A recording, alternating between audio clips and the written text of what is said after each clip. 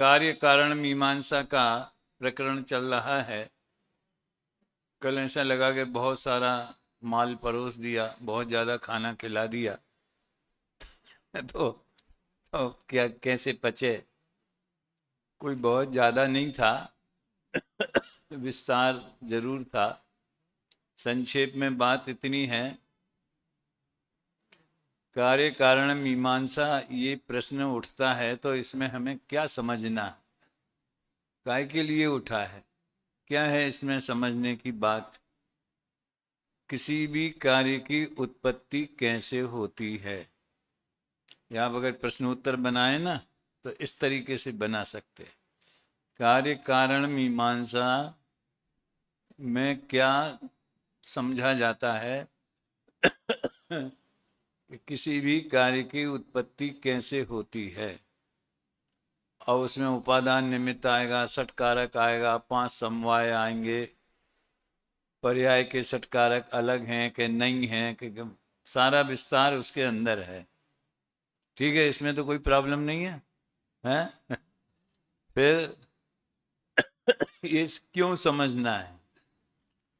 सारे जगत में 6 द्रव्य हैं, सबका परिणमन होता है, तो क्यों समझना जरूरी है। इस संबंध में हमारी अनादि काल से भूल चल रही है, जिसे दादा 4 तरह से बोलते हैं ना, एकत्व बुद्धि, ममत्व बुद्धि, कर्तृत्व बुद्धि, भोक्तत्व बुद्धि।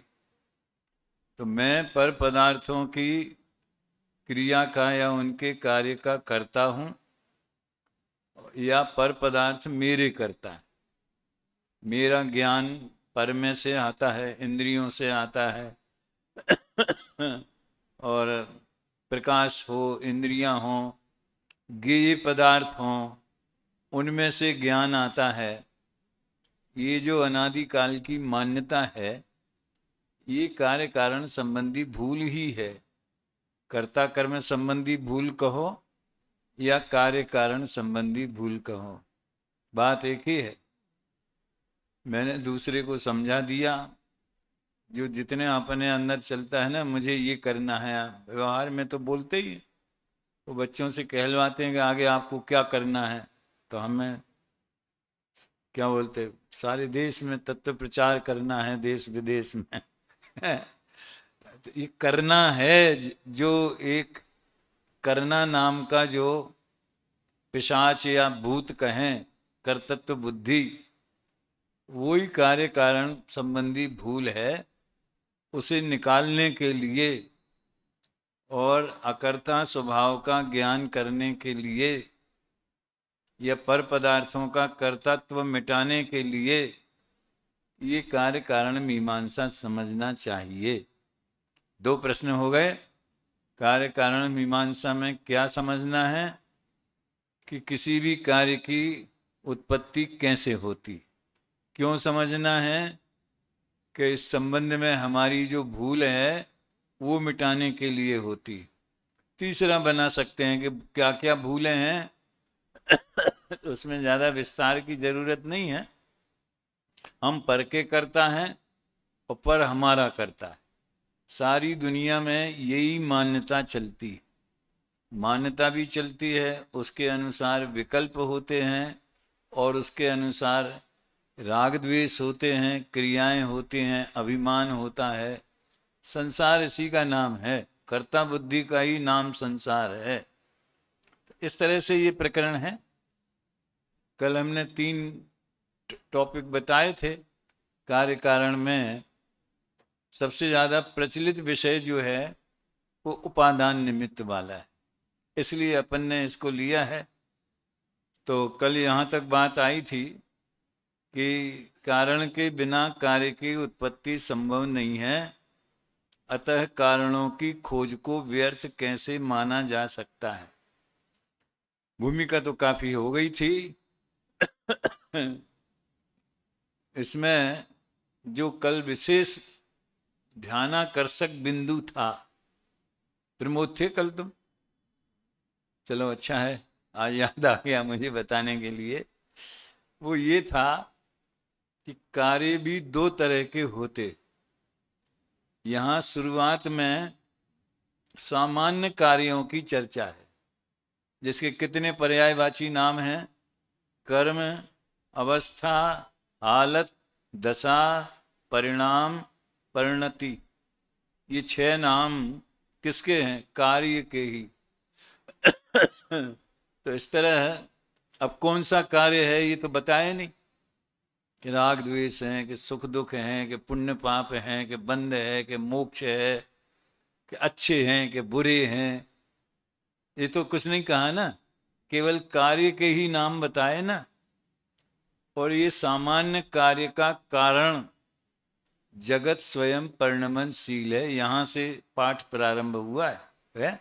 जगत का प्रत्येक पदार्थ स्वयं परिणमनशील है। और इसको ही हमने समय सार का भी रेफरेंस दिया था, कॉन्टेक्स्ट क्या? स्वभाव भूता परिणाम शक्ति। याद है ना, यही कहा था ना, स्वभाव स्थित अविघ्ना खलु पुद्गलस्य स्वभाव भूता परिणाम शक्ति। ऐसा जीव का भी है। तो प्रत्येक द्रव्य में प्रति समय परिणमन करना यानी बदलना, ये उसका स्वभाव है। तो एक कारण तो यही पैदा हो गया। अगर परिणमन करने का स्वभाव नहीं होता तो कोई कार्य कैसे होता? बदलने का स्वभाव नहीं होता तो हम निगोद से 1 इंद्री में, 2 इंद्री में, 3 इंद्री में, फिर मनुष्य में, संगी पंचेंद्री में। और बदलने मनुष्य हो भी गए तो छोटे से समझ लो 1 दिन के बच्चे से हो, फिर धीरे धीरे बड़े होते गए और आज इतने बड़े हो गए। ये बौद्धों को जो अनित्यता समझ में आई ना, उसमें बड़ा रहस्य ये है कि अनित्यता इंद्रिय प्रत्यक्ष है, आंखों से दिखाई देती है। नित्यता अनुमान से जानी जाती। अब आप कहोगे थोड़ा विस्तार हो गया, शास्त्री के हिसाब से तो होना ही चाहिए ना। द्रव्य किसे कहते?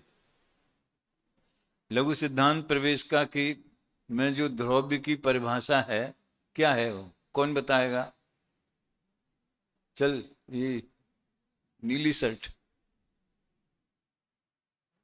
नहीं, मतलब तुझे पता नहीं है इस बात का तो पता है ना।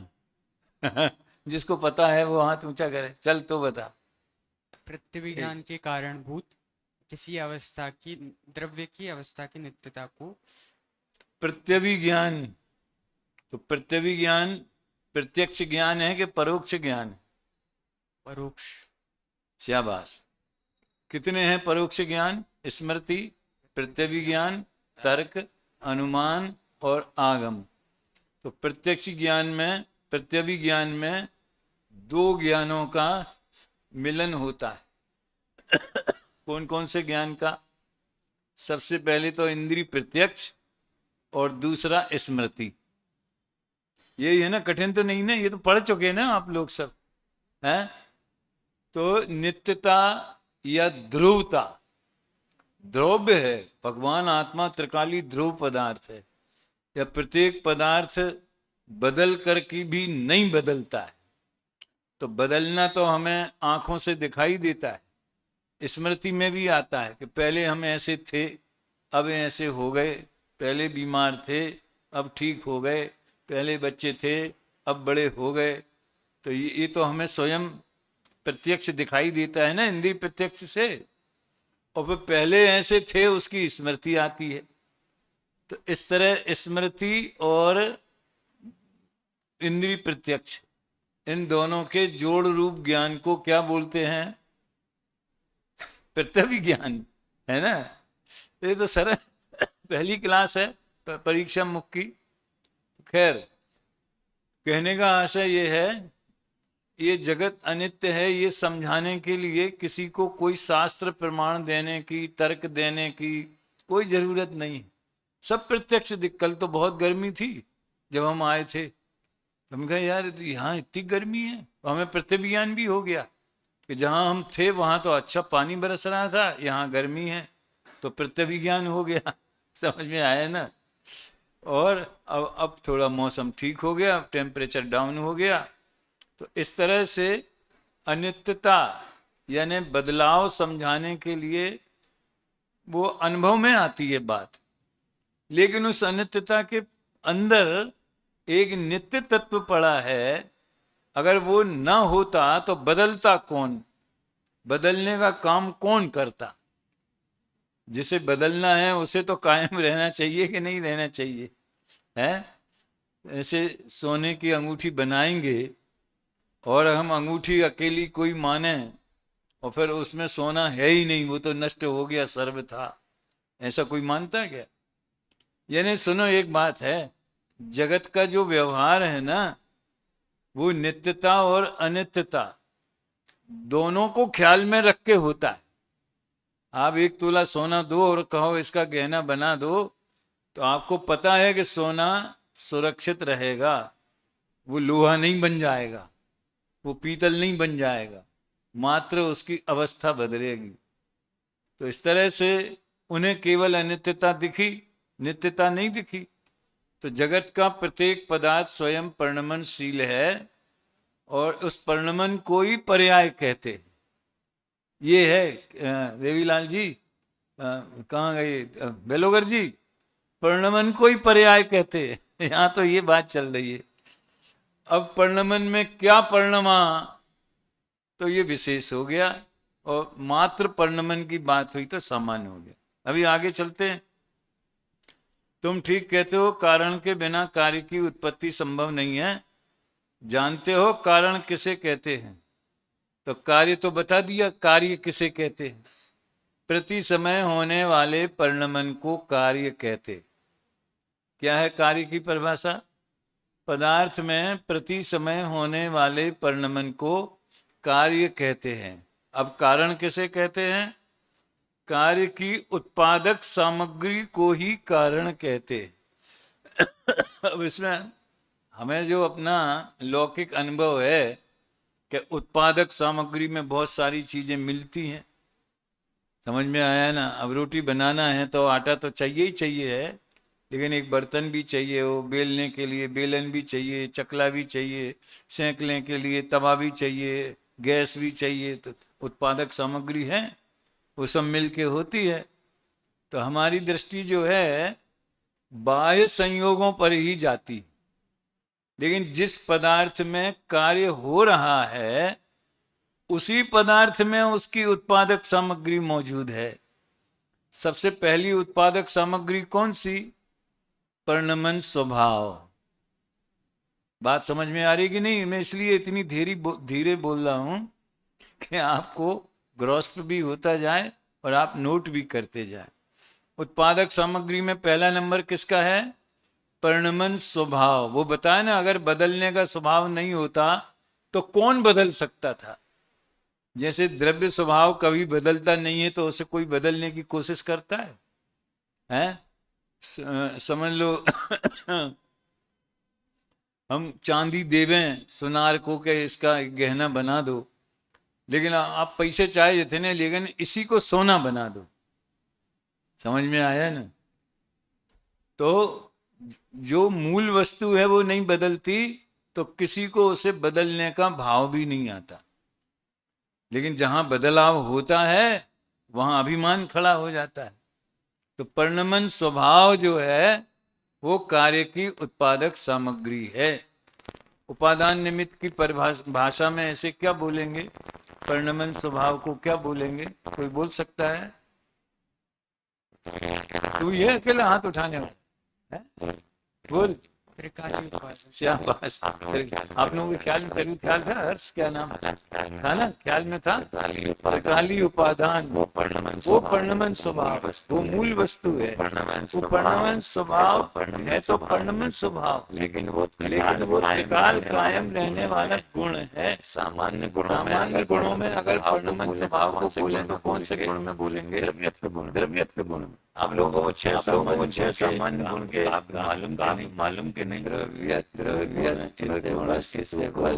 को जग में बदलता है सदा, लेकिन कभी भी द्रव्य मैं तो याद थे, थोड़े भूल भी गए। द्रव्यत्व गुण बोलो, परिणमन स्वभाव बोलो, त्रिकाली उपादान। कितने नाम बताए? कार्य की उत्पादक सामग्री नंबर 1 तो कितने नाम बताए? वर्णमन स्वभाव, द्रव्यत्व गुण और त्रिकाली उपादान। अब इसमें अभी उसकी चर्चा बाद में करेंगे। पहले तो कारण दो प्रकार के होते हैं, उपादान कारण और निमित्त कारण। अब यही झंझट फंस गई थी कल, इसी का विस्तार ज्यादा हो गया था। क्यों? अपना जो वायुमंडल है, जैसे बच्चे को जन्म घुटी से जो संस्कार डाले जाते हैं ना, यहाँ उपाध्याय में जो आया, शायद वो नमोकार मंत्र और 24 तीर्थंकर के नाम ही जानता हो, बाल बोध भी नहीं पढ़ा हो, तो सब कुछ यहीं पढ़ता है, यहीं सीखता है, हाँ? तो उसको तो यही बताया जाएगा कि निमित्त तो करता नहीं है उपादान का, उपादान से ही कार्य होता है, निमित्त से कार्य होता है, ऐसा कहना उपचार है। तो अपना वायुमंडल तो ये है, और दुनिया का वायुमंडल क्या है? ऐसे कैसे होता है? अकेले उपादान से कार्य होता है, तो निमित्त की जरूरत क्या है? ये आपको 10 तारीख को सुनने मिलेगा। काय में? वो परमागा मानस की जो होने वाली है ना, उसमें तो तुम लोग एकांत से उपादान को ही मानते हो, निमित्त को मानते नहीं। अपने ऊपर दो आरोप जो गुरुदेव की देशना को नहीं समझ पाए, उनके द्वारा दो आरोप लगाए गए। कौन कौन से? एक तो ये सोनगढ़ वाले निमित्त को नहीं मानते और व्यवहार को नहीं मानते। अब यहाँ व्यवहार वाली चर्चा तो करने की जरूरत है नहीं है, लेकिन इसमें भी आ जाएगी। वो निमित्त को नहीं मानते।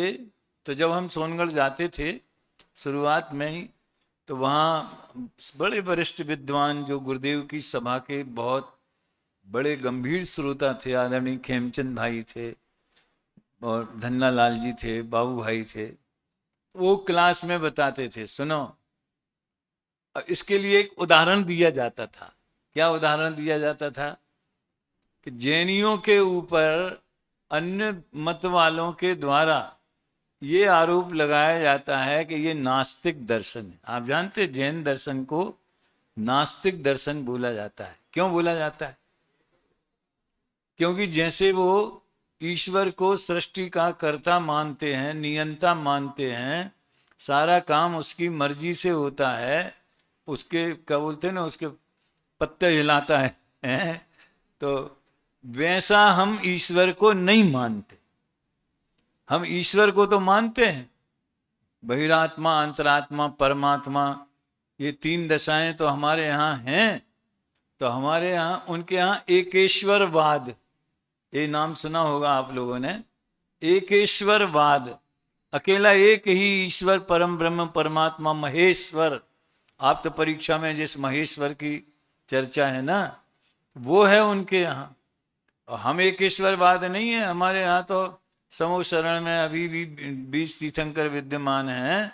वो तो तीर्थंकर तो परमेश्वर हैं ही, लाखों केवली भी परमेश्वर है, वे भी परमात्मा है, और अनंत अनंत सिद्ध भगवान, वे भी परमात्मा है। तो क्योंकि हम ईश्वर को कर्ता नहीं मानते, इसलिए हमें नास्तिक कहा गया। समझ में आया ना?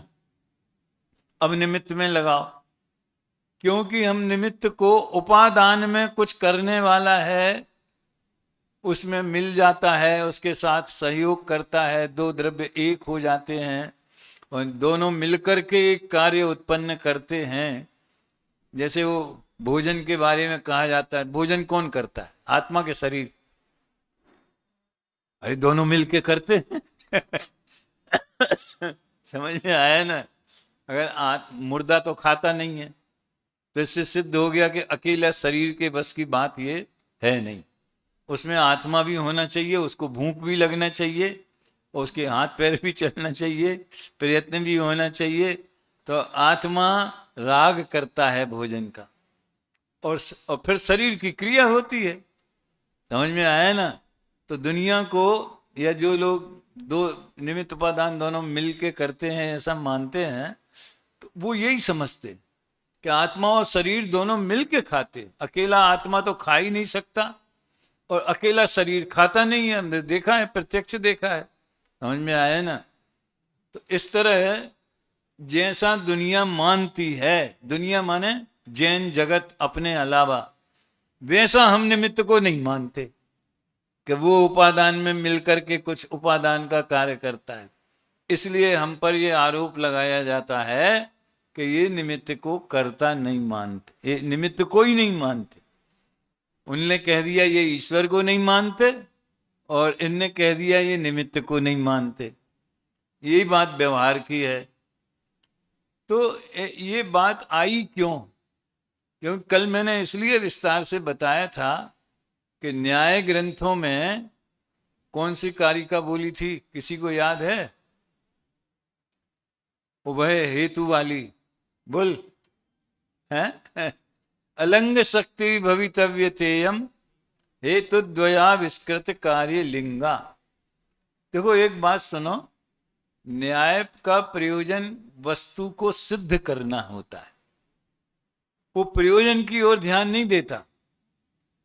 प्रमाण और नय से वस्तु कैसी है तो उसको वो व्यवस्था करता है, और उसमें से अध्यात्म निकालो या सिद्धांत निकालो तो प्रयोजन की तरफ बात चली जाती। तो न्याय की तो डिपार्टमेंट केवल इतना है कि कोई भी कार्य होगा तो मूल कारण उपादान है, और दूसरा एक पदार्थ भी उसमें अनुकूल होता है जिसे निमित्त कहते। तो उभय हेतु क्या क्या है? वो हेतु द्वया विस्कृत कार्य लिंगा, हेतु द्वय से होने वाला कार्य ही जिसका चिन्ह है, वो शैली यहां ली। कारण दो प्रकार के होते हैं, वो कि तुम्हारी किताब में तो लिखा है, तो फिर निमित्त कारण है कि नहीं है? समझ में आया ना? कारण तो है, कहने मात्र का है। ये रहस्य जरा कठिन पड़ता है, समझने में नहीं पड़ता कठिन, स्वीकार करने में अरे यार जी तो मजाक हो गई, कहने मात्र का है। समझ में आया ना? ये काय का उनको समझ लो, आपको कहने मात्र के लिए थोड़ी देर के लिए यहाँ बिठा दिया और बड़ा पद भी दे दी, फिर बाद में ठीक है साहब कार्यक्रम पूरा हो गया, उतरो गद्दी से, अब दूसरा आएगा यहाँ पे। ये मजाक नहीं हो गई, कहने मात्र का है? तो अभी पहले तो उपादान निमित्त की परिभाषा अपन देख लें। मैं समझता हूं यहाँ कोई भी श्रोता ऐसा नहीं होगा जिसे उपादान और निमित्त की परिभाषा न मालूम हो। अपन को तो थोड़ा उल्लेख करना है। जो स्वयं कार्य रूप परिणमित हो उसे उपादान कारण कहते हैं। अभी आज के आपके प्रशिक्षण में वो जीवनोपयोगी और भाव भाषण वगैरह लगाते ना हैं, तो इसका भाव भाषण मतलब लाइफ में कैसे होता है। तो आटे से रोटी बनती है तो आटा उपादान कारण हुआ, मिट्टी से घड़ा बनता है तो मिट्टी उपादान कारण हुई, कपड़े से कुर्ता बनता है तो कपड़ा उपादान कारण। अब लगा लो, एक ढूंढो से हजारों मिलेंगे। समझ में आया ना? सारे जितने कार्य दिखते हैं उसमें उपादान कौन है? कि जिस पदार्थ में वो कार्य हुआ है वो पदार्थ ही स्वयं उपादान है। समझ में आया ना? अभी दूसरा शब्द भी बताएंगे। अभी निमित्त में थोड़ा सा पेंच आता है। क्या? जो स्वयं कार्य रूप परिणमित न हो, पहली शर्त है। क्या बोला? जो स्वयं कार्य रूप परिणमित न हो परंतु कार्य की उत्पत्ति में अनुकूल होने का आरोप जिस पर आ सके उसे निमित्त कारण कहते हैं। उदाहरण दिया, घट रूप कार्य का मिट्टी उपादान कारण है और चक्र दंड कुमार इत्यादि वो निमित्त कारण है। अब पहले वाक्य पे अपन चर्चा करें कि जो स्वयं कार्य रूप परिणमित न हो। कौन सा द्रव्य है जो कार्य रूप परिणमित नहीं होता? कोई है? 6 द्रव्यों में कोई है? जब पहले ही कह दिया कि जगत परिणमनशील है, परिणमन करना प्रत्येक द्रव्य का स्वभाव है, तो जब सभी द्रव्य परिणमित होते हैं तो हम 7वां कहां से लाए कि स्वयं कार्य रूप परिणमित नहीं होता? इसका जवाब कौन देगा? क्योंकि आप पढ़ चुके हैं इसलिए हम आपसे अपेक्षा करते। दो भाई इसको माइक दो, क्या नाम है इसका? जो अवस्था एक कार्य को ले रहे हैं यहाँ पे, मतलब परिणमन, सामान्य परिणमन को नहीं ले रहे हैं, यहाँ विशेष परिणमन को ले रहे हैं कि अब कोई पर्टिकुलर कार्य ले लिया तो उस कार्य में जो उपादान, जो सामग्री है परिणमनशील तो है, पर वो कार्य अपन ने समय दर्शन लिया तो वो द्रव्य है, तो जीव द्रव्य भी होगा। अब उसमें कोई भी बहिरंग निमित्त है तो वो कार्य रूप परिणमित नहीं हो रहा, पर उसको निमित्त कह रहे हैं, जैसे देव दर्शन हो गया, देव रिद्धि दर्शन हो गया, तो ये निमित्त है, पर कार्य रूप परिणमित कौन हुआ? उपादान वाला ही हुआ। एक पर्टिकुलर हम विशेष परिणमन को स्पष्ट नहीं हुआ तो समझता तो है, कहने से इतना तो अनुमान मुझे हो गया लेकिन क्लियर नहीं। चल भाई, ये इसको दो माइक।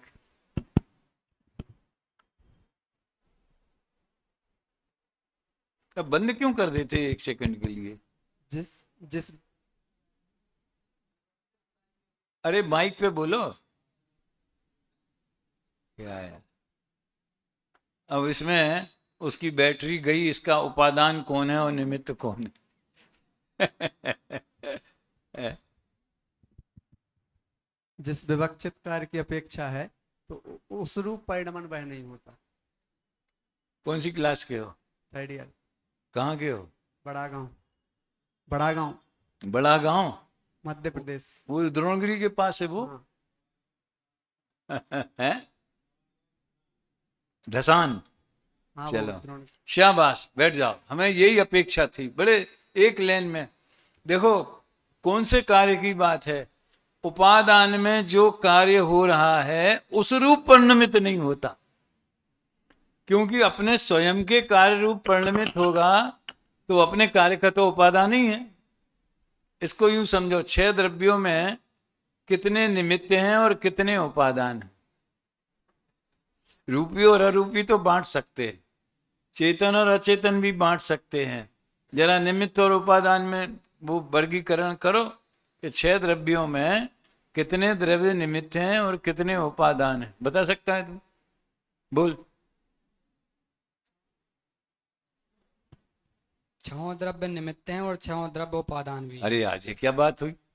जैसे जीव और पुद्गल के लिए धर्म और अधर्म द्रव्य निमित्त हैं। काल द्रव्य सभी द्रव्य निमित्त हैं, रहने के लिए सभी द्रव्य निमित्त हैं। तुम भी बुंदेलखंड के हो? हाँ। बैठ जा उसके बोलने की सही बोला इसने, बिल्कुल। इसको और हम तो क्या है कि भाषा व्यवस्थित हो गए, इसके लिए भी पूछते हैं। मालूम तो है सबको, अपने अपने कार्य के लिए सभी उपादान हैं, और कोई भी द्रव्य अगर किसी दूसरे के कार्य में अनुकूल होता है तो उसे उस कार्य के लिए अन्य पदार्थ के कार्य में अनुकूल होवे तो निमित्त कहते, और स्वयं परिणमित होता है तो उपादान कहते। इसलिए जो इसको ये समझना कि स्वयं कार्य रूप परिणमित न हो, यानी विवक्षित कार्य, किसने बोला था? विवक्षित शब्द बोला था ना, ये न्याय की भाषा है। विवक्षित माने हम जिस कार्य की चर्चा कर रहे हैं, मानो मिट्टी से घड़ा बना तो घड़ा विवक्षित हो गया, सोने की अंगूठी बनी तो अंगूठी विवक्षित हो गई। जिसको हमने चर्चा के लिए चुना है, वक्तुर इच्छा विवक्षा, जो वक्ता की इच्छा है जिसके लिए उसको चुना है, तो विवक्षित कार्य रूप परिणमित होता है, उसे खाली स्थान कहते हैं। क्या बोलेंगे? उपादान। और जो विवक्षित कार्य रूप परिणमित नहीं होता, लेकिन क्योंकि नहीं होने वाले तो उसके अलावा अनंतानंत द्रव्य हैं, वे सभी अनंतानंत द्रव्य निमित्त नहीं है, उसकी उत्पत्ति में अनुकूलता का आरोप आता है, वो निमित्त है। उदाहरण दे दिया, कोई दिक्कत नहीं है। आगे चलें। जिस पदार्थ में कार्य निष्पन्न होता है उसे उपादान और कार्य को उपादेय कहते हैं। अब ये ज्यादा डिस्कस करने की जरूरत नहीं है। उपादान, उपादेय और निमित्त और नैमित्तिक, समझ में आया? कितनी चीजें हैं ये? उपादान, उपादेय, निमित्त, नैमित्तिक। कितने द्रव्य हैं ये नहीं पूछा मैंने, हैं तो 2 ही, लेकिन कितने पॉइंट हैं इसमें, कितनी चीजें हैं? बोलो। हाँ, इसमें तीन चीज है, एक निमित्त और उपादान और जो कार्य। तो निमित्त की अपेक्षा उस कार्य को नैमित्तिक कह देंगे और उपादान की अपेक्षा उस कार्य को उपादेय कह देंगे। चलो बढ़िया है, आगे बढ़ो। मुझे तो बहुत सारे विषय लेने हैं आगे, तो ये तो सब आपको पता है। मुझे तो उपादान निमित्त में जो भ्रांति है और कुछ खास बातें ऐसी हैं जो अच्छे वक्ता के लिए, शास्त्री वालों के लिए जानना जरूरी है, इसके लिए मैंने ये किताब खोली है। तो इसमें ये सब जो इनने बोला है ना, वो सब प्रवचनकार के नीचे जो लिखा है, घड़ा समझ लो, घड़ा कार्य है। अब वो उपादेय है कि उपादान है कि निमित्त है कि नैमित्तिक है, घड़े में क्या क्या लगेगा, इन चार शब्दों में से क्या क्या लगेगा। तो मिट्टी में से घड़ा उत्पन्न हुआ, तो मिट्टी की तरफ से उसको क्या बोलेंगे, उपादेय।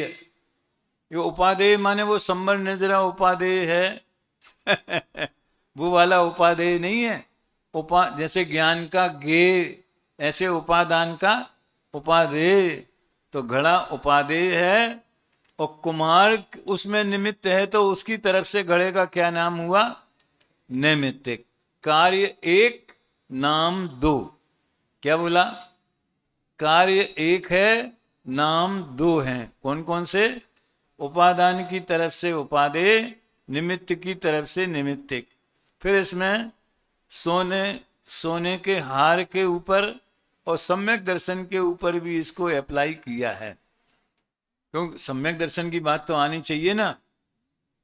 तो स्वर्ण हार में उपादान उपादेय निमित्त नैमित्तिक लगाओ, कौन लगाएगा, और कोई अदर, बहुत कम लड़के यार, पीछे वाले को दो। हाँ, जिसने टी शर्ट पहने ना, कौन सी गुलाबी सी।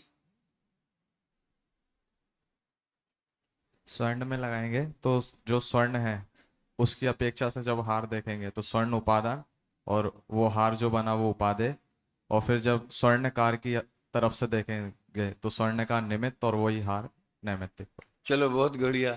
सम्यक दर्शन के ऊपर कौन लगाएगा, क्या बात है, सबको अपने अज्ञान का भी पता है क्या है। हाँ, तूने बोला अभी तक कुछ, तेरा नंबर आएगा नहीं, ये आ जाओ, तू लगाएगा। हाँ, इसको दो, सम्यक दर्शन के ऊपर। तीनों चीजें घटानी है। वैसे सम्यक दर्शन तो कार्य हो गया, फिर सम्यक दर्शन जिसको हो रहा है, मतलब उपादान की तरफ से जिसको हो रहा है जीव, तो उसकी तरफ से तो वो उपादेय हो गया, और जिसके निमित्त से हुआ, जैसे जिनबिंब दर्शन से हुआ, तो वो नैमित्तिक। शाबाश, बहुत बढ़िया। यानी अपन कॉमन सामान्य बोले, जीव उपादान है, और अगर वो सम्यक दर्शन रूप जो जीव परिणमित हुआ है वो उपादान है, तो सम्यक दर्शन क्या है, उपादेय है। और देव शास्त्र गुरु, उसमें दर्शन मोहिनी का उपसम क्षय उपसम जरूर बोलना चाहिए। क्या वो एक दर्शन मोहिनी का उपसम क्षय उपसम जरूर बोलना चाहिए, क्योंकि वो तो उस समय गारंटी से उस होता ही होता है। तो खैर जो भी हो, कर्म है नो कर्म है, वे वो निमित्त हैं। तो सम्यक दर्शन क्या है, नैमित्तिक है। यानी सम्यक दर्शन को उपादेय भी कहेंगे और नैमित्तिक भी कहेंगे। चलो, अभी कल ये प्रश्न पूछा था किसी ने, तो उसकी चर्चा है नेक्स्ट पेज पर, शंकाकार लिखा है ना। उपादान यदि द्रव्य या गुण है तो वो सदा काल विद्यमान रहता है, अतः विवक्षित कार्य सदा होता रहना चाहिए। इसमें से बहुत बड़ा रहस्य निकलता है। यानी इसका मतलब समझे ना, जीव उपादान है सम्यक दर्शन का, तो अनादि से आज तक सम्यक दर्शन क्यों नहीं हुआ, उपादान तो है ही। तो जो दूसरे समझ लो साधर्मी हैं, जिनको ये चीज क्लियर नहीं होती है, वो कहते उपादान में तो अनेक तरह की योग्यताएं पड़ी हुई। आत्मा में मिथ्यात्व रूप परिणमन की योग्यता भी है और सम्यक्त रूप परिणमन की योग्यता भी है। तो कौन सा कार्य होगा, तो सामने वाला क्या बोलता है, जैसा निमित्त आएगा वैसा कार्य होगा। बात समझ में आई है, जैसा निमित्त आएगा वैसा कार्य होगा। भी दर्शन मोह का उदय है तो मिथ्यात्व रूप परिणमन है, मतलब मिट्टी में तो आप घड़ा भी बना सकते हो, सुराही भी बना सकते हो, मिट्टी का हाथी भी बना सकते हो, गणेश जी भी बना सकते हो, सब बना सकते हैं ना मिट्टी की, है? तो क्या बनेगा, इसका नियम कौन तय करेगा? तो बनाने वाले की मर्जी होगी, कुमार जैसा चाहेगा। तो कुमार क्या चाहेगा, तो मार्केट में किस चीज की डिमांड है कुमार उसको देखेगा कि मार्केट में किस चीज की डिमांड है। तो कितने सारे दूसरे कारण उसमें हैं। तो जैसा निमित्त आएगा वैसा कार्य होगा, जब निमित्त आएगा तब कार्य होगा। समझ में आया ना? ऐसा कहकर वो निमित्त को भी कर्ता के स्थान पर रखना चाहते हैं कि निमित्त मिला इसलिए कार्य हुआ, निमित्त नहीं मिला इसलिए कार्य नहीं हुआ। वो गौतम स्वामी आए तो वाणी खिरी, और गौतम स्वामी जब तक नहीं आए थे तब तक वाणी नहीं खिरी थी। तो ये बात तो सही है कि वे आए वो खिरी और वे नहीं आए और नहीं खिरी, बात तो सही है। लेकिन क्या इसलिए खिरी कि गौतम स्वामी आए थे? कल किसी ने प्रश्न पूछा भी था ना इस बारे में।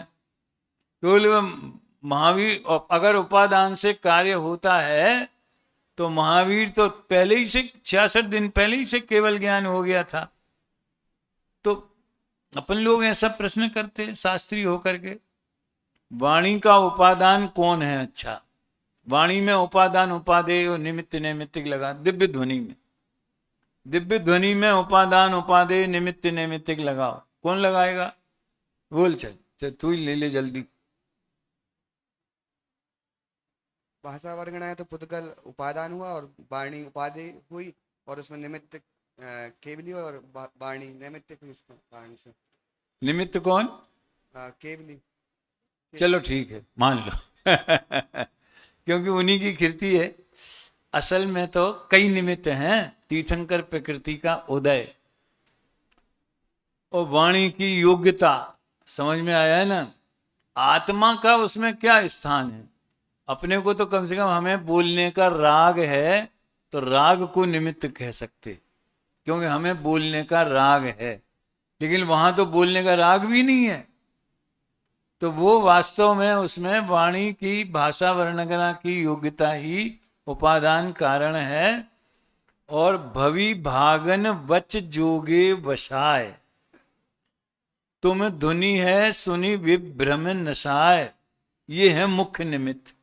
भव्य जीवों का भाग्य वो निमित्त है वाणी खिलने में। और केवली के वचन योग, असल में उस समय वचन योग का परिणमन नहीं था। ख्याल में आया है ना? तो वचन योग उपादान है और भव्य जीवों का भाग्य निमित्त है, और भी निमित्त हैं परिणमन में। खैर, तो लोगों को ये जो शंका होती है ना कि द्रव्य और गुण, आत्मा और श्रद्धा गुण तो हमेशा से मौजूद अनादि अनंत हैं, तो कार्य क्यों नहीं होता? तो दुनिया कहती कि निमित्त नहीं मिला इसलिए कार्य नहीं होगा। असल में क्या है सुनो, उपादान दो तरह का होता है, त्रिकाली उपादान और क्षणिक उपादान। तो इसकी तो परिभाषा तो मालूम है। ये देखो, क्षणिक उपादान को दो तरह, एक जो द्रव्य या गुण स्वयं कार्य रूप परिणमित हो उसे त्रिकाली उपादान कहते हैं। त्रिकाली क्यों कहते हैं? त्रिकाल लेते हैं इसलिए त्रिकाली है। उपादान क्यों कहते? क्योंकि वो द्रव्य या गुण ही परिणमता है। समझ में आया ना? मिट्टी ही घड़ा रूप परिणमित होगी, आत्मा ही सम्यक्त रूप परिणमित होगा, तो आत्मा त्रिकाली उपादान है। देखो, न्याय ग्रंथों में त्रिकाली उपादान को सामान्य कारण कहते। वो होगा तो जरूर, मगर वो है उतने मात्र से कार्य हो जाएगा ऐसा नहीं है। और जो क्षणिक उपादान में दूसरे नंबर का है, कौन? तत्समय की योग्यता, वो समर्थ कारण। दो शब्द हैं, एक सामान्य कारण और एक समर्थ कारण। समर्थ कारण में अपन वो पहले वाले को भी ले सकते हैं, अनंतर पूर्व क्षणवर्ती, उसकी विवक्षा दूसरी है, हम ज़्यादा डिटेल में नहीं जाना चाहते। अभी दो ही लगाओ।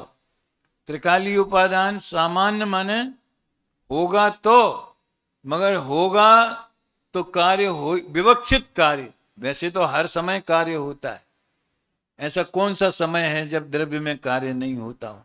अनादि से परिणमन नहीं हो रहा है क्या? निगोद में थे तो परिणमन नहीं होता था? अरे सम्यक तो नहीं तो मिथ्यात सही, परिणमन तो होता ही था ना।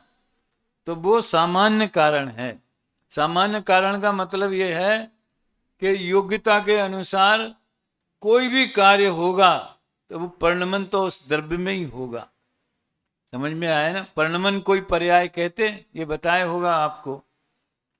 और जो तत्समय की योग्यता है उसको क्या बोलते हैं? समर्थ कारण, मतलब पावरफुल वो है। श्रद्धा गुण अनादि से है, लेकिन जिस समय सम्यक दर्शन होने का स्वकाल आएगा, अब वो काल लब्धि आ गई, वो होनहार आ गई, 5 समवाय आ गए, समझ में आया ना? वो समर्थ कारण।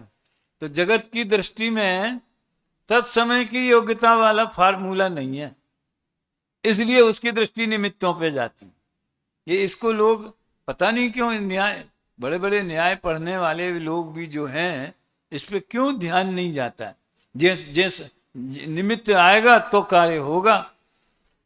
सुनो बात तो, और एक बात और सुनो, निमित्त तो उसे कहा गया है, निमित्त कारण कहने मात्र का है। कब?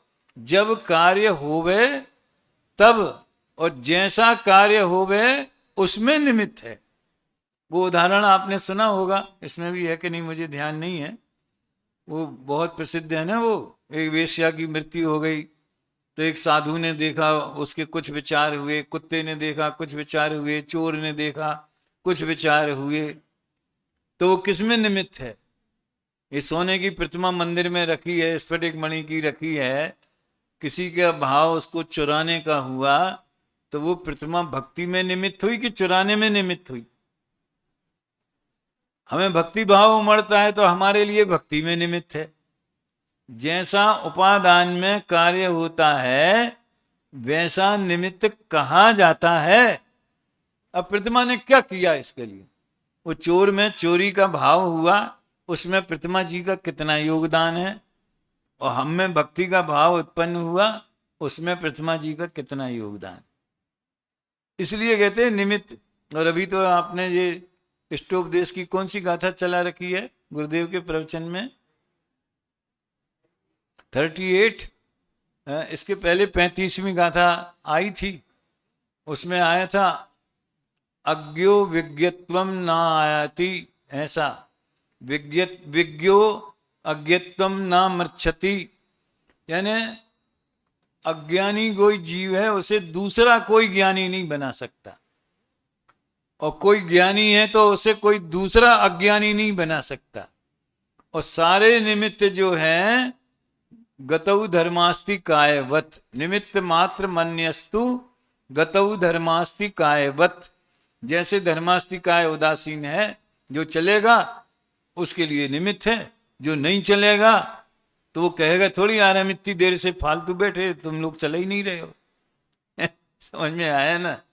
तो जैसे धर्मास्ति, अधर्मास्ति, आकाश और काल, ये 4 द्रव्य जो हैं जीव पुद्गल की गति में, स्थिति में, अवगाहन में, परिणमन में निमित्त हैं, लेकिन उदासीन है। तुम परिणमन हो, कहते ना तुम आगे बढ़ो हम तुम्हारे साथ हैं। आजकल ये नारा चलता है ना, तुम आगे बढ़ो हम तुम्हारे साथ हैं, तो का साथ हो? ऐसा है भैया। तो देखो त्रिकाली उपादान सामान्य कारण है, ठीक है। अब द्रव्य और गुणों में अनादि अनंत पर्यायों का प्रवाह क्रम चलता है। ये समझ भाई, बड़ी मजेदार बात है। प्रवाह क्रम, एक के बाद एक, एक के बाद एक, एक के बाद एक। और प्रवाह क्यों बोला? क्योंकि नदी हमेशा बहती रहती है, समझ में आया ना? तो उसमें पानी जो अभी यहां पर है वो आगे बढ़ता रहता है, वो आगे बढ़ता रहता है। ऐसे एक पर्याय हुई, उसका व्यय हो जाएगा, दूसरी आएगी, उसका व्यय हो जाएगा, दूसरी आएगी, उसका व्यय। ये प्रवाह कभी बंद नहीं होता, इसलिए वो प्रवाह क्रम भी त्रिकाली है। समझ में आया ना? जैसे त्रिकाली द्रव्य त्रिकाली है ध्रुव, वैसे प्रवाह क्रम भी त्रिकाली है। तो अनादि अनंत प्रवाह क्रम में अनंतर पूर्व क्षणवर्ती पर्याय क्षणिक उपादान कारण है और उत्तर क्षणवर्ती पर्याय कार्य है, और दूसरा उस समय की पर्याय की उस रूप होने की योग्यता। बस इतना कह के बाकी की चर्चा अगर जरूरत होगी तो अपन कर लेंगे। जो दूसरे नंबर का जो है अनंतर पूर्व क्षणवर्ती पर्याय, उससे क्या होता है समझ में आया? देखिए ऐसा है, जैसे रोटी बनाने का एक कार्य है। अब रोटी बनी ये कब कहा जाता है? जब वो बराबर उसको बेल करके और तवे पर रख करके सेंक करके फिर सामने वाले को परोसने लायक हो जाती है, तभी तो रोटी कहलाती ना। लेकिन उसकी प्रोसेस, इसके लिए दादा कहते थे पूर्व अनंतर पूर्ण क्षणवर्ती पर्याय कार्य होने की विधि को बताता है। अब पहले कच्ची रोटी थी और फिर बाद में सिकी हुई रोटी आई। पक्की रोटी समझ लो, सिकी हुई रोटी है। तो क्या कच्ची रोटी सिकी हुई रोटी का कारण है? ध्यान से सुनना और समझना, विचार करना। वो सिकी हुई रोटी तो उसके अपने स्वकाल में रोटी के परिणमन की योग्यता से सिकी है, समझ में आया ना? लेकिन उसके पहले उसकी कच्ची रोटी होना अनिवार्य है, क्यों? उसके बाद में ही उसका नंबर आएगा, इसलिए उसको कारण कहते। इसको हमारे जो खेमचंद भाई हमें पढ़ाते थे तो वो 9 नंबर की पर्याय और 10 नंबर की पर्याय ऐसा समझाते थे। 9 नंबर की पर्याय में करण लब्धि है और 10 नंबर की पर्याय में सम्यक दर्शन हो गया। तो सम्यक दर्शन का कारण करण लब्धि है क्या? क्योंकि करण लब्धि का तो व्यय हो जाता है, तो जिसका व्यय हो गया वो कारण कैसे बनेगा? ये तर्क समझ में आता है? फिर भी उसे कारण कहते। क्यों कहते हैं? क्योंकि करण लब्धि के बाद गारंटी से सम्यक दर्शन होगा, इसलिए उसे कारण कहते। अब यूं समझ लो, जैसे हम यहां से इस तरफ से आते ना, बहुत से विद्यार्थी सभी साधर्मी कोटा साइड से आते ट्रेन से, हैं, और दुर्गापुरा उतरते। तो दुर्गापुरा समझ लो हमारा कार्य वाला पॉइंट है जहां हमें उतरना है।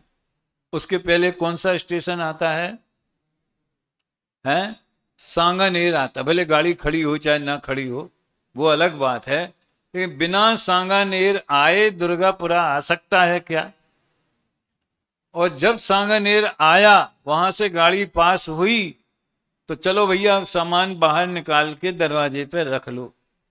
खरेखर तो वो ज्ञापक कारण है प्रमोद। जो अनंतर पूर्व क्षणवर्ती पर्याय जो है, जैसे वो ज्ञापक उपादान है, उससे पता चलता है इसके बिना नहीं होगा। और सांगानेर को कार्य बनाओ तो उसके पहले पदमपुरा, उसके बिना सांगानेर नहीं आएगा, वनस्थली के बिना पदमपुरा नहीं आएगा, सवाई माधोपुर के बिना वो नहीं आएगा। समझ में आया ना? तो कच्ची रोटी के बिना सिकी रोटी नहीं बनेगी। हर कार्य में समझ लेना, उसके पूर्व की कुछ पर्यायें सुनिश्चित होती हैं, लेकिन पूर्व पर्याय को ही कारण कहा जाए तो मिथ्यात्व को सम्यक्त का कारण कहोगे? बोलो आप, कार्य कारण मीमांसा हो रही है जे है उपादान निमित्त के टॉपिक में, तो मिथ्यात्व को कहोगे सम्यक्त का कारण? तो क्या उसको कारण कैसे कहा? तो कहा एक भाषा ऐसी है, अनंतर पूर्व क्षणवर्ती पर्याय युक्त द्रव्य। जैन तत्व मीमांसा में और अन्य ग्रंथों में ऐसी भाषा है कि अंतिम समय के मिथ्यात्व वाला द्रव्य, उसका व्यय उपादान कारण है। तो मिथ्यात्व का व्यय उपादान है कौन सा? अनंतर पूर्व क्षणवर्ती। ये अनंतर क्यों लगाया? अनंतर माने बीच में गैप नहीं होना। 10 नंबर की पर्याय कार्य है तो 8 नंबर नहीं, 9 नंबर। ये अनंतर और अंतर के लिए एक बार हमने उदाहरण दिया था। तो विमल दादा थे उज्जैन वाले, वो हमेशा उस उदाहरण को याद करते हैं।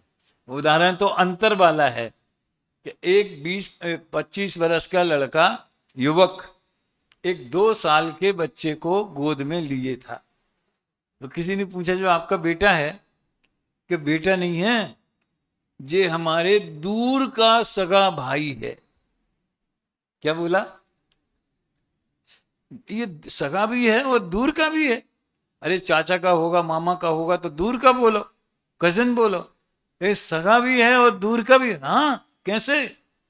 कि मेरे माता पिता की 10 संतानें हैं, पहली मैं हूं और 10वीं ये है। तो इसलिए दूर का सगा भाई। तो जो अनंतर पूर्व है ना, वो दूर का सगा भाई नहीं है। वो 9 नंबर की पर्याय, वो है सगी, है निकटतम, जिसके बीच में कोई अंतर नहीं है, गैप नहीं है।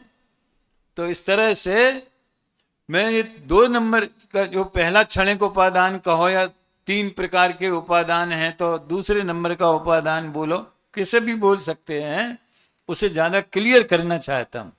उसका व्यय और अगली पर्याय का उत्पाद।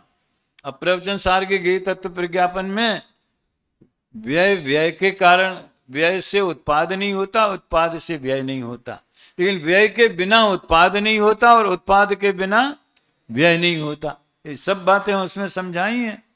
इस तरह से उपादान 3 प्रकार का है।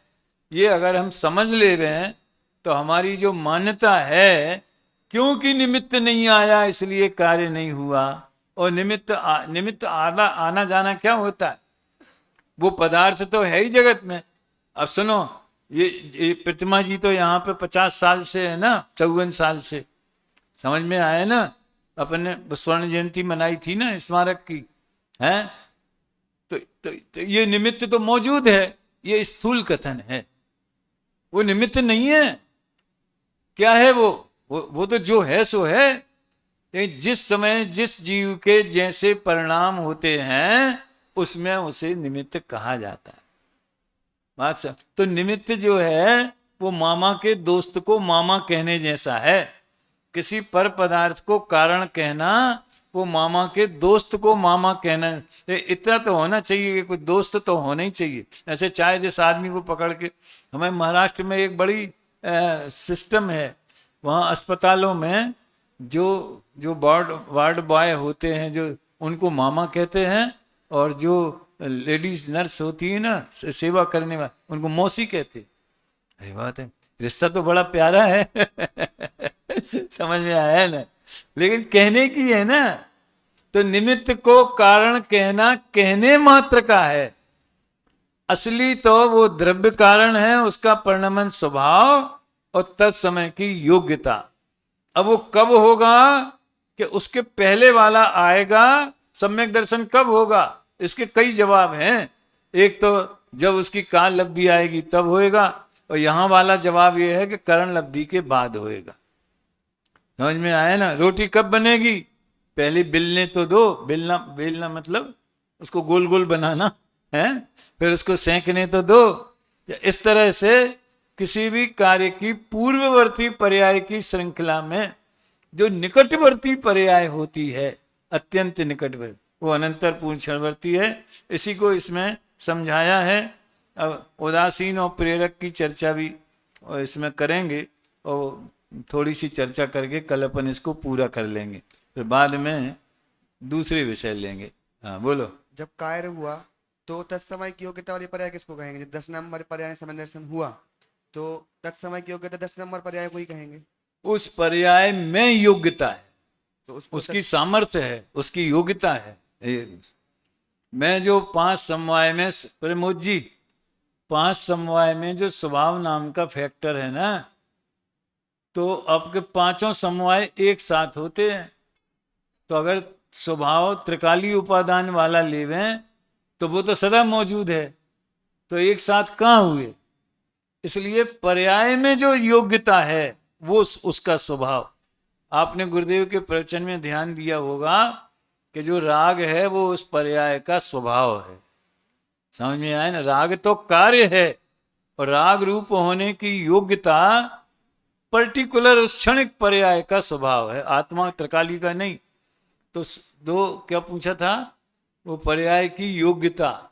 तो जिस पर्याय में वो कार्य हुआ है उसी पर्याय माने उसी कालांश में, पर्णमन में, तो उस पर्णमन वाले अंश में अगर राग की योग्यता है तो राग ही होगा, सम्यक्त की योग्यता है तो सम्यक्त ही होगा। ये बहुत बलवान कारण है और इसी से वो भवितव्यता, अलंग शक्ति भवितव्यता, भवितव्यता माने होने योग्य कार्य, वही तत्समय की योग्यता है। इस तरह से सोचो, बड़ा आनंद आएगा आपको और काफी रहस्य मिलेंगे। समय हो गया काफी शायद, चलो ठीक, यहीं विराम लेते।